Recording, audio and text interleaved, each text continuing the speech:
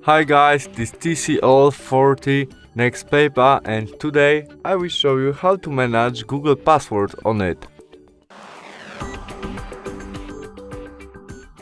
Our first step to manage Google password is in Google Chrome. We must press three dots on the right corner where we have settings option.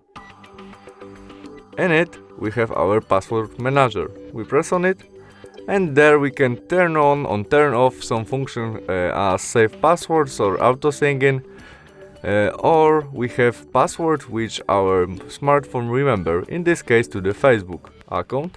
We can click on it and there we have Gmail mail option and password which we can copy, or after we press this eyes icon our smartphone show us this password which remember.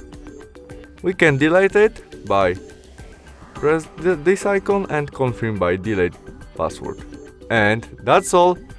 Now you can manage your password on Google Chrome. Thanks for watching. Bye.